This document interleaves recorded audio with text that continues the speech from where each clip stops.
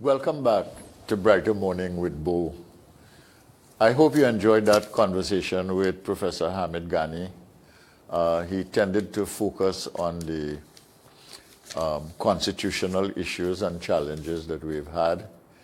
And he talked also about the political system and how it works. And he talked about what happens in a situation of government and opposition in the parliament and how that tends to play out. And he talked about the fact that we have to resile from a situation where criticism of the government is regarded as unpatriotic behavior. We also saw in the news the leader of the opposition speaking about policies of the United National Congress as a political party and basically advocating the case for a different approach to policy from the UNC as opposed to what is happening now. The Trinidad and Tobago is in a very difficult place because economically, I mean, we have had years of decline in every year since 2016.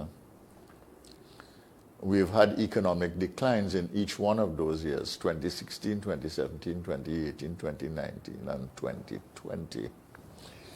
And chances are, given what is happening in the energy sector, notwithstanding a slight rise in the price of oil and natural gas and some of the commodity prices, this is going to be a challenging year and difficult. We have shut down the economy for a long time. In some cases, I mean, basically businesses have lost a year. They've opened and reopened. Some have never opened for a year. And some are never going to open up again. So we have a situation in which the recovery of existing businesses, that is to say, manufacturing, services, I'm talking about outside the energy sector now, manufacturing, services, distribution, wholesale, retail. Basically, the recovery in that sector is going to be involving less businesses than we had, let's say, in 2019. Okay? Because the pandemic has created business casualties that cannot recover. Now, basically, it has been argued that 6,000 businesses have collapsed and will not open. That figure has been disputed by the government, but the government itself has no figures that it can bring credibly to the table. So we don't know. Maybe it's 6,000, maybe it's 5,000. But the point is that there are many businesses that will not open. We'll have to find out from the chambers, some of them big, some of them small, which of their businesses have not been able to open, and we may have an opportunity to do that. We've also had, with the closure of businesses, a severe loss of jobs. And with the reopening of businesses without a significant number being able to reopen, you're going to have, as people go back to their place of work, you're going to have less people employed.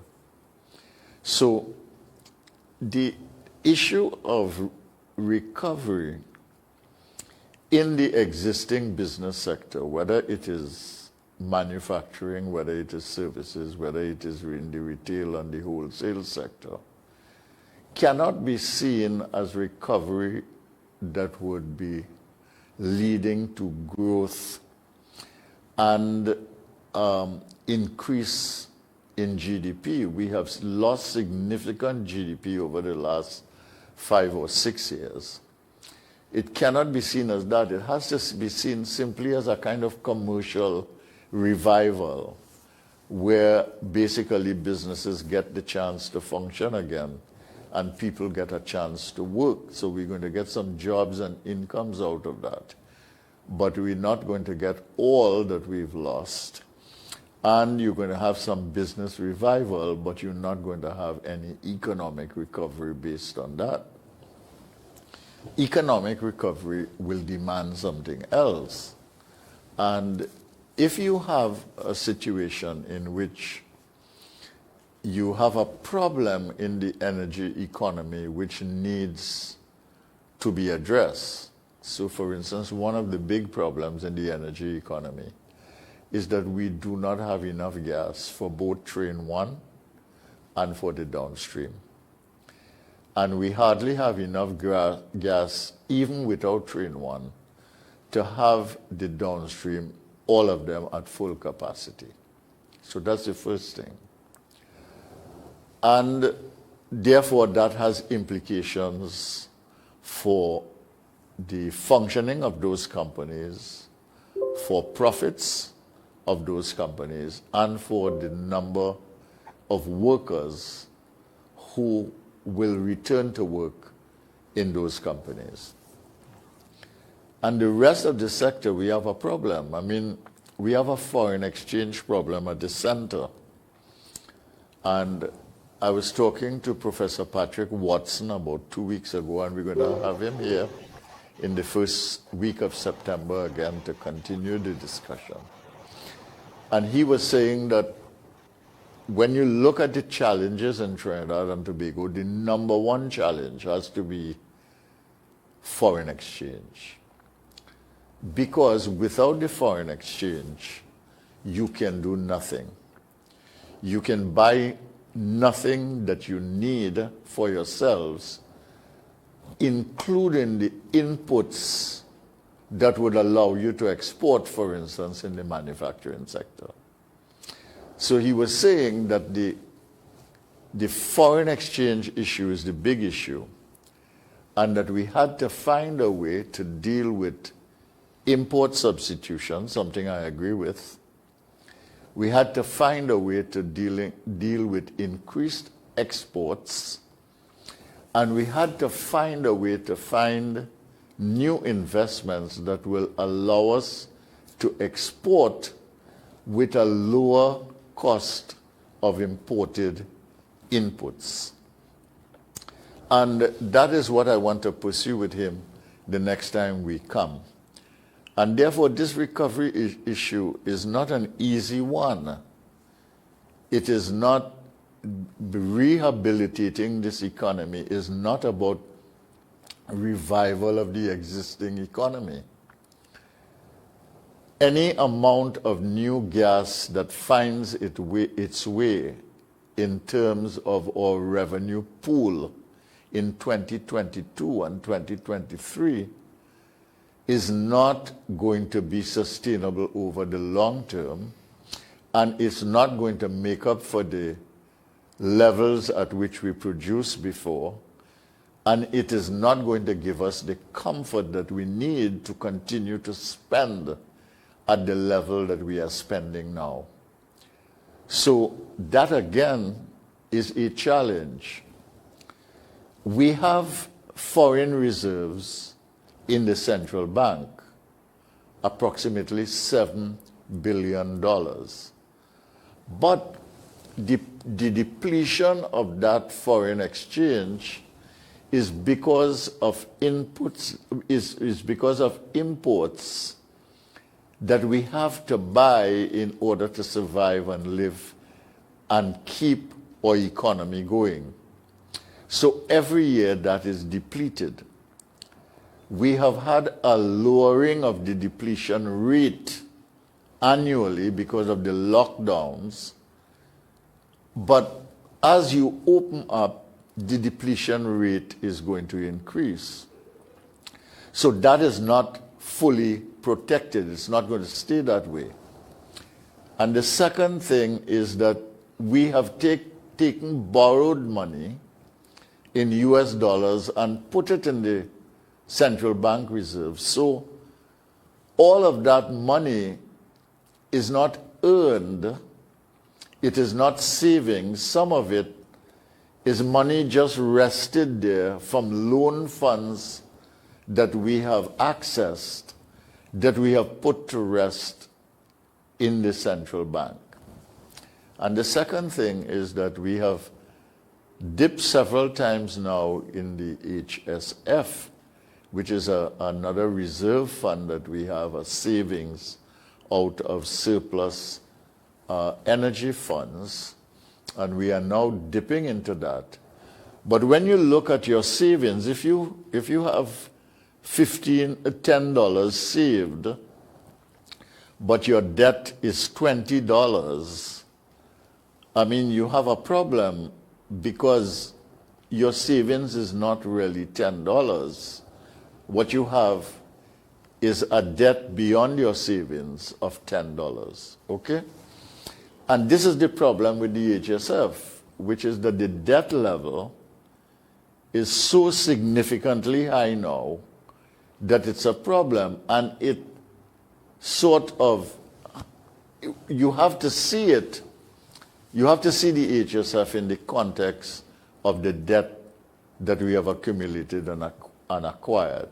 So you have to see the foreign exchange in terms of the depletion rate and in the context of borrowed funds put in the central bank reserves. And you have to see the HSF in relation to the amount of debt that we are accruing, and therefore the ability of ourselves to pay, because a lot of this debt is foreign and we have to pay in foreign exchange. Okay, so the point I'm making is that the recovery process is not just getting business back together. It takes more than that. And it really takes a structural intervention here that addresses the issue of imports and exports and allows us really to gain the foreign exchange that we are losing in the energy sector out of other sectors of the economy. So I share that with you. But we have a wonderful guest here with us this morning, and we're glad that he's on. This is Mr.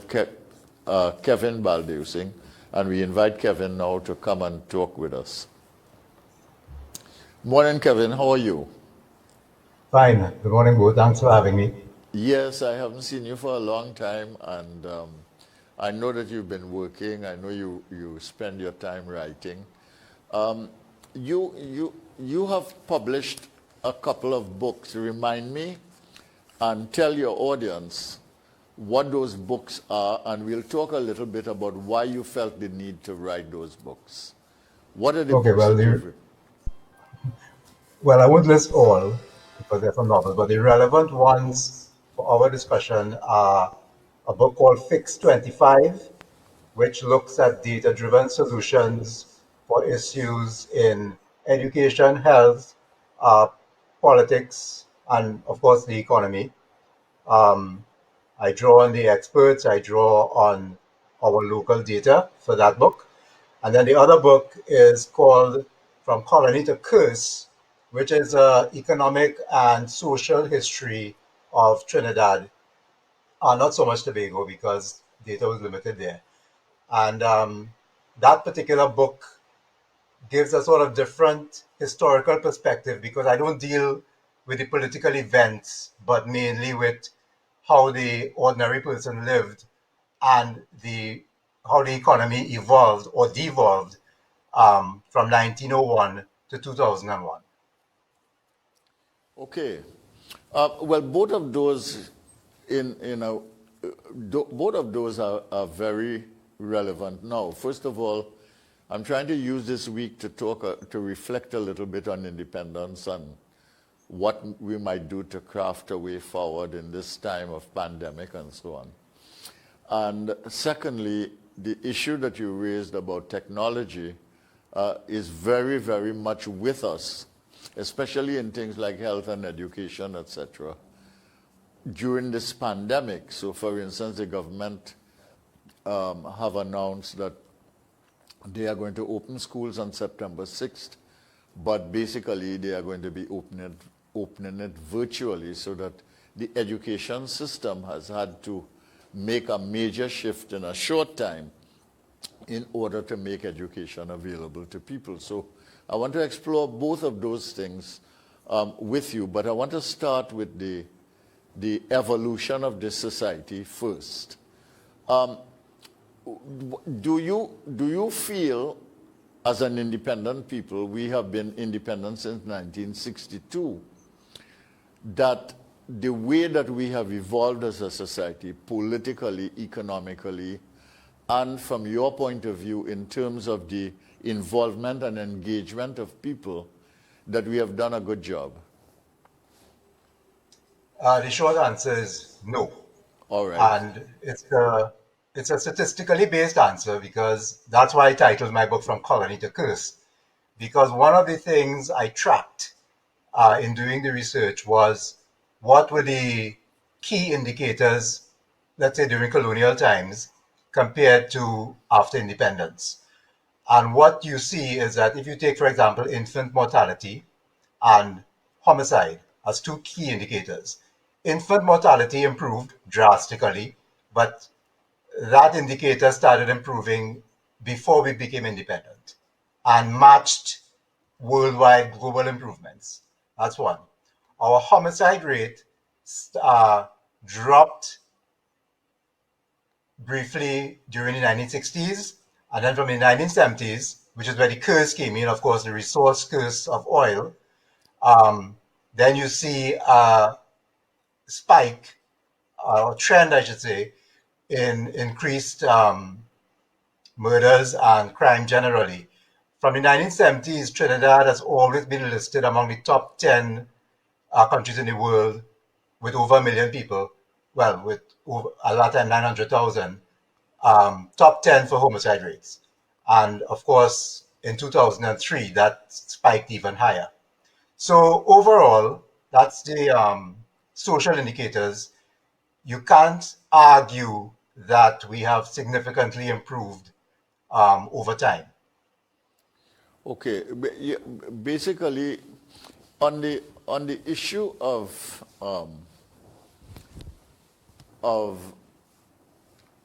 management of pregnant women and infant mortality issues, though, I think that there has been a systematic and genuine attempt to improve that, together with UNICEF in Trinidad and Tobago, and perhaps we are making some progress now.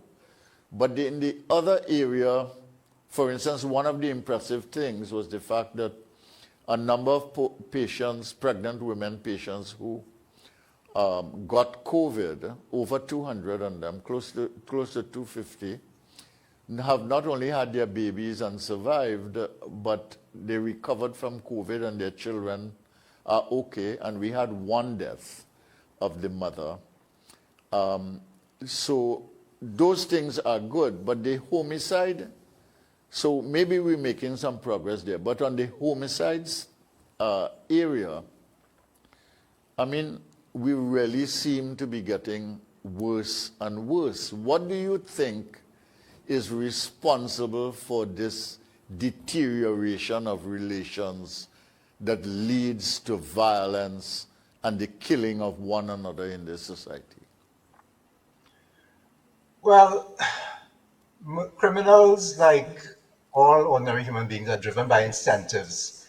And while we don't have sufficient data to pinpoint particular causes, to me, it's significant that this 300% spike in homicides occurred in 2003. Up to 1997, we had about 100 murders per year. In 2003, that started going up, and now we average 400 murders per year. What changed? So the question is, what changed in 2003? Yes. My analysis is one factor was that the URP budget was tripled in 2003. It went from 100 million per year to 300 million, and that matched the spike.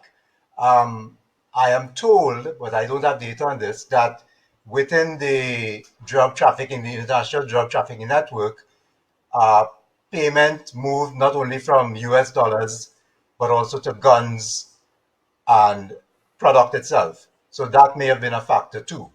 The No, no. only one So under our control I is don't quite understand that. Explain that so the listener understands. which, well, if you're paying in guns to gangs who are involved in drug trafficking, then you have given them additional tools for rivalry. No, but So are you which saying one? that was done in the URP program?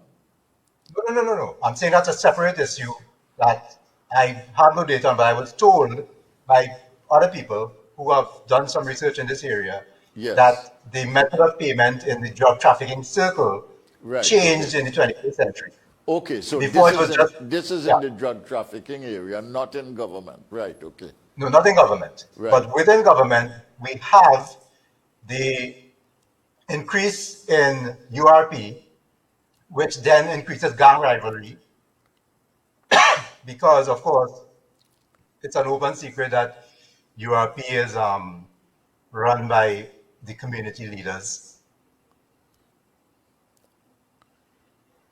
Okay. So it may be that those incentives are what caused the spike in murders. So there's a lot of information that is available, not only here in Trinidad and Tobago, certainly in Jamaica, in the Caribbean, and in other places, including places in the United States, in the inner cities, that often financing of criminal elements in order to maintain some level of peace and order is done by state agencies or government agencies, etc. And you are claiming that that is a factor that entered the politics in 2003 and has continued, has been perpetuated, and that has, in fact, fed the criminality and the violence in the society. Well, I'm saying that our murder rate was about 10 per 100,000 until 2003, when it increased within a few years to 30 per 100,000. And the only factor I've been able to identify that changed in 2003 was URP funding. Okay. All right. What about the technology side? Now that you've seen what COVID has done, and you've seen what is happening in our education sector, in the health sector, they said that they are saying now that they have moved some of their attention to things like telemedicine. They have consultations by video, etc. In the school system, we are moving to virtual education. We want to get the children back to school, but virtual education has now become part of the education and schooling enterprise in Trinidad and Tobago. What should we be doing in these areas? What does your research tell you, for instance, and what would you advocate if you were in a position to advocate for the deployment of technology? Let's deal with education. Technology, well, we talk about online learning, is very, very problematic, even in the advanced countries which have better systems than ours. From the very start, I was worried when we closed down schools and switched to online learning, because my feeling, and at that point it was merely a feeling, was that the children who most need a formal education system would be the worst hit by school closure and the online learning and so on, for various reasons. Now, 15 months later, we have no data, local data, of course, but in other countries which have been tracking the school closures, tracking children's progress or lack thereof, what they have found is that the children who have always done well in school have continued to do well. Some have even done better. But those who have always struggled with academics have done worse, have fallen behind. And if we go back to pedagogical psychology, the reason is pretty simple. Children who find school hard need more face-to-face teaching. High IQ children need less of that, and they can teach themselves once given direction. So I suspect what we will find over the next few years as schools reopen is that the children who have always struggled in school, and that's the vast majority of children in Trinidad I'm talking about, will have that gap between them and the scholarship winners and those who pass for their first choice will have widened considerably. But we will find out in a few years. Okay, so, but, but you, So what I'm saying is technology is not the solution. yeah, no, I'm getting the, well, I think you're saying technology is not the solution on its own, right? You are not saying that you are against technology in education, but you are saying you cannot supplement it. You cannot have it as a replacement for face-to-face education. Is that what you're saying? Right. You can't have it as a replacement, and it is particularly bad for the children who struggle in school. Yes. They need direct face-to-face contact. All right. So you would favor the return to the classroom as fast as possible. I would favor it faster than is possible because people are speaking as though this is a health issue. It's not a health issue, it's a political issue. All the data shows Sweden never closed their schools, and despite infections and so on did not increase significantly. This is true for all other areas that's in the United States and other countries which have reopened schools. So the data does not support keeping schools closed. And therefore it is not a technology issue, it is not a health issue, it is a political issue. All right. You have a journalistic style that is, to some, is controversial. It is, I would say, provocative. I find it entertaining. And it certainly is a critical thinking approach to issues in this society. Do you think that that kind of style is something that is easily understood or accommodated in Trinidad and Tobago?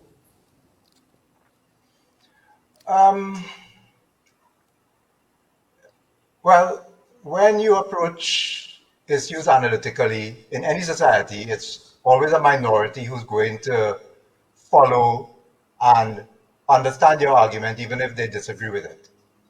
On the other hand, I used to use the satirical approach, and that is rooted in our culture and calypso, essentially satirical. So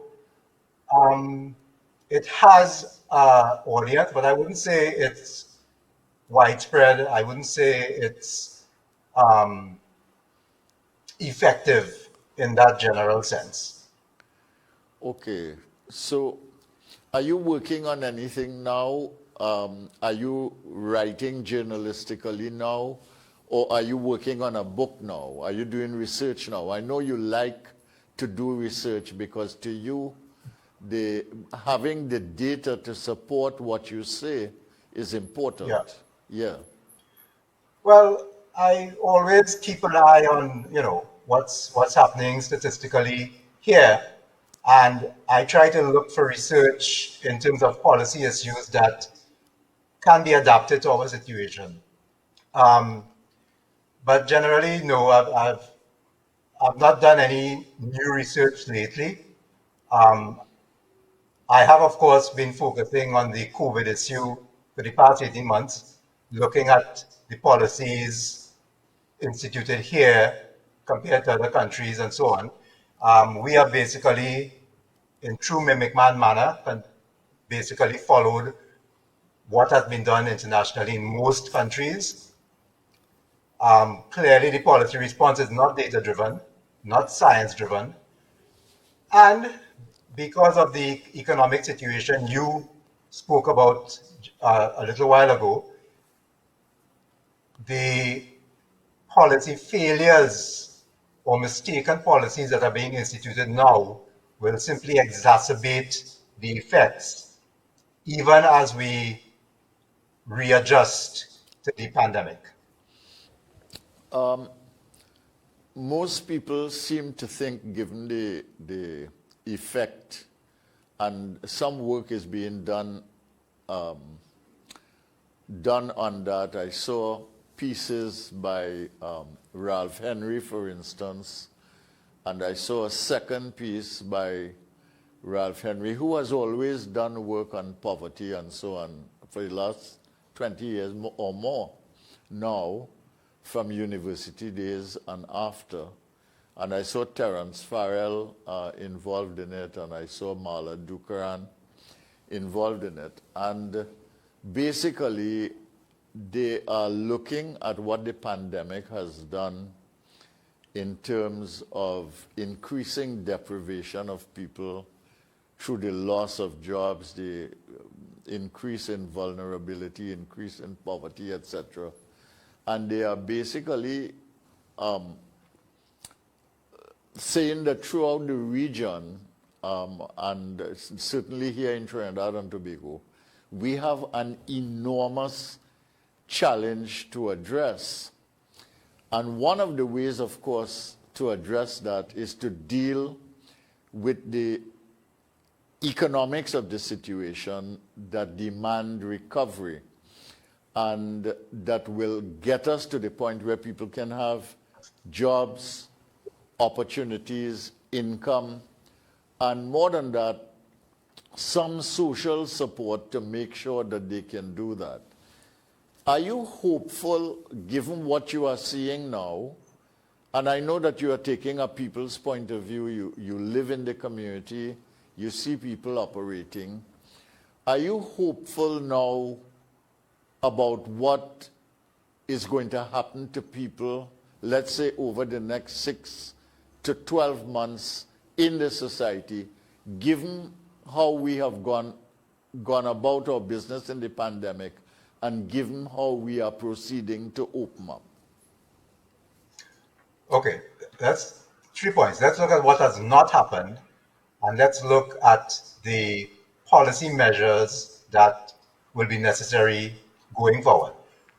One, as you summed up very well in your monologue after the news, here we have a situation where all the leading economic indicators show that we are in a very bad state. Yet, over the past 18 months of the pandemic, now the economy was in trouble before, it must logically have worsened as we shut it down, closed our borders and so on. Mandated businesses to close, all these very counterproductive, in a literal sense, measures. Yet, we have not had any reports really of, let's say, malnutrition increasing, of criminal activity increasing in terms of robbery and so on, and other indicators that should have happened if the economy was collapsing, which, as happened in Venezuela, our neighbor, who is a very good example of a collapsing economy, what happens. So we haven't seen that, at least not yet. Why? There could be several reasons. One, because we have a good social network in Trinidad, better than people think, where people have been helping each other. Maybe remittances from abroad have helped, and so on and so forth. So that's one. So that's what hasn't happened, and it's important to note that. Going forward now, we have no data, no reliable data. So we have to look at basic principles.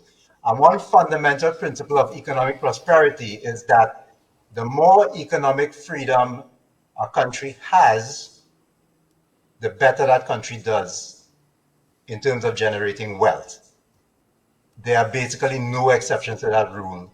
And you can look at the World Economic Freedom Index for a nice in-depth look at that pattern. So going forward, the crucial issue from my perspective is to improve economic freedom in Trinidad and Tobago, starting with improving the ease of doing business structures, which, as you know, we have always lagged. We're always in the bottom half of ease of doing business when those reports come out. So if we focus on that, if the government focuses on that, and policymakers focus on that as a first step, I think that will prepare the path forward for economic recovery. Okay, well, we are doing pretty bad in ease of doing business. We are about 105 in the world. We've dropped, I don't know, 30 or 40%, 30 or 40 places in the space of a couple of years. And in terms of economic competitiveness in the world, the IMF has identified us as one of the 15 least competitive countries in the world. I mean, we are in the last 15. All right, I didn't know it was that low. Yeah. Yes, so I didn't know it was that low. that is pretty bad, all right? Yeah. So the business of recovery, as you said, COVID may have exacerbated the problem, but the problem was there before. And if we have the numbers which tell us that, look, we have 105 in ease of doing business, we are in the worst 15 in the world in terms of competitiveness. We know that we have to do more than usual and better than usual in order to recover. But one doesn't get that sense of urgency. One doesn't get that sense of anxiety. One doesn't have that sense of worry. Now, I agree with you that one of the reasons things have not been horrible to get to, and I mean, I met somebody yesterday who told me, Dr. Tiwari, people are starving, you know, things are bad. And but we have not seen that, although when I talk to the NGOs, they also tell me that things are very horrible. Part of it may be the fact that government is giving out food, that they're giving out grants, and I think you're right about that. The social networks have been very supportive, and there has been a lot of charity and goodwill towards people in distress in this society. Some of it by business. And the drug network as well. You think that is fact? That is a fact? I think it's very likely that the US dollars brought in by that underground network, by the black market, I shouldn't say by the hidden market generally, may explain why we haven't yet collapsed. Or maybe part of the explanation at least. All right. You seem to have some knowledge or interest in that. You want to explain a little bit, how do you feel the underground drug economy operates here in relation to the rest of the economy? Well, first of all, we know it exists. For reasons that are self-explanatory, you can't really get data on that network. Yes, of course. But given that what we know generally about how big the trade is, it's reasonable to infer that if our economy hasn't collapsed, given all the indicators, there must be some source of revenue coming in that is not reflected in the official indicators. And certainly the biggest source of that would be the drug trafficking network, which again raises another economic / political issue of decriminalizing, first of all, marijuana, that's on the cards, but then later on cocaine and so on. We know that regulation in general skews an economy.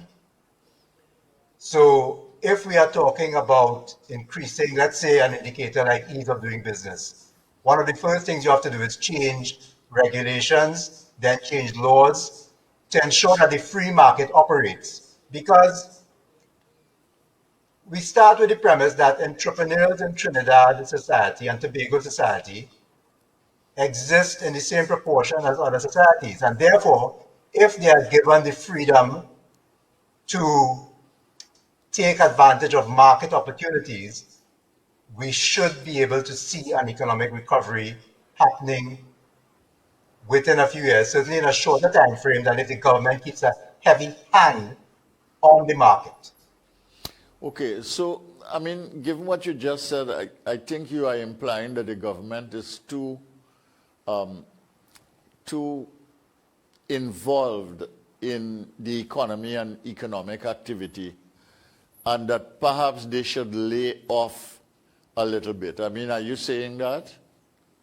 Would you like Definitely. to see? Yeah. Would you like to see Go more? ahead. Would you like to see more space and opportunity for the private sector, for instance? Would you like to see some of the state enterprises leave the hands of the state? I had Mr. Roger here the other day, and he said, basically, he said that he did not favor privatization, and yet at the same time he criticized the government for screwing up everything. Basically, that was his view, and you know, so he said that he was in favor of, he wasn't hostile to things like share ownership and so on for workers. That was a little different. But he was worried about the privatization and so on. Are you, Well, how do you trade think unionists about it? are, Huh? yeah, trade unionists are incentivized to not favor ownership because that reduces their own salaries.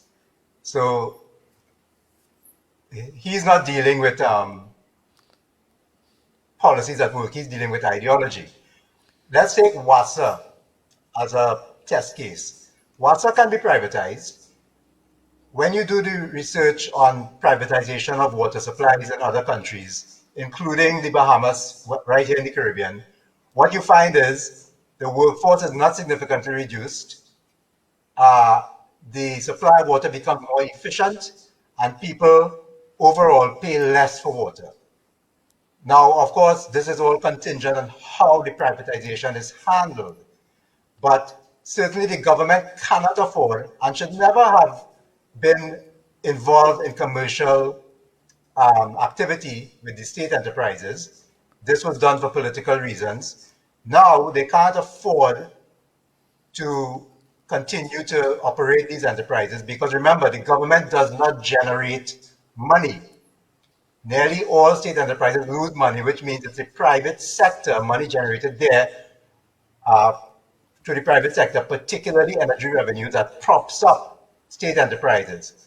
Once government sells those off or closes them down, that burden on the treasury vanishes, and government then has more money for essential services in health and education, although even there's an argument to privatize certain aspects of those services.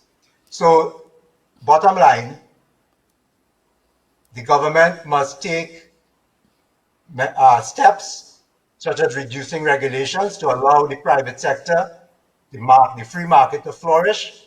And that's really the only way we are going to come out of this. The more government is involved in interfering in the economy, the longer it will take or the quicker a collapse will come. Okay, so we've got some big challenges ahead of us. I mean, to revive the existing economy is not going to allow us to recover, nor is it going to return all the jobs that have been lost. We've got to do other things. We have a foreign exchange challenge, as I mentioned earlier, and we've got to find a way of earning that foreign exchange now that the energy sector is not giving us enough of it. And therefore, as we go forward, we are 59 years independent now. We are 60 years independent. There are some people who are afraid to create the conditions for the private sector to flourish because they feel that if you give the private sector a chance to flourish and the state becomes smaller, then government power is going to be reduced. How do you respond to that argument? This is the final question, and we only have a short time. And would you advocate that for us to get out of this pandemic and to give Trinidad and Tobago a chance to progress and compete in the world, that we've got to shift from state ownership to private sector opportunity to allow the economy to recover and flourish? If one thing the COVID pandemic has shown, and this is true of the world, not just Trinidad, the more power government exercises, the less well-off people are. So yes, we need less government power. We need the government to step out of interfering in the economy. And not only that, but this is the only way. It is the people on the ground who will see, as your very important point, that we can't go forward with the same economy. People on the ground will see new opportunities. State officials can't see that, politicians can't see that, even economists cannot see what is to be done. It is people who are involved in commercial activity who will see opportunities we don't even know are there. And the more freedom they have to set up their businesses, to trade with other countries, the better off the economy will be, and by extension, the people of the country. Okay. Do you think we should extend the state of emergency by 3 months? That is due for debate in Parliament next week. Definitely not. There's absolutely no reason to extend the state of emergency. It has not worked. And the very principle of keeping people's rights suspended is in itself bad. That alone should mean you should raise the state of emergency now. Okay. Thank you very much, Mr. Baldeosingh, Kevin Baldeosingh, for your very forthright approach to conversation, which is your style, I know, in writing as well. And it was very good to have you here on this program. I hope you'll come back on another occasion. But we have to call it a day here, and I will see you another time. Thanks very much, Bhoe. Thanks for having me. All right, great. My brothers and sisters on U 97.5 FM, Hot Like Pepper Radio, Multicultural Radio, and MCTV, Multicultural TV. I want to thank you very much for staying with me during this period and for listening to the conversation with Professor Hamid Ghani and Mr. Kevin Baldeosingh. Two very different perspectives here, and very important for the conversation and for the democratic discourse going forward. Tomorrow, my guest is UNC PRO Dr. Kirk Megu and Dr. Sheila Rampasad, the head of MAT. We are going to have a conversation tomorrow, again on the same theme about independence and where we are going, where we're coming from, where we are headed, what are the opportunities, what are the challenges, etc. So we're going to talk about these things, and we thank you very much for staying with us. We move on now to the 8 o'clock news with Andrew Chan. This is Brighter Morning with Bhoe, and I am Bhoe Tiwari. Thank you very much.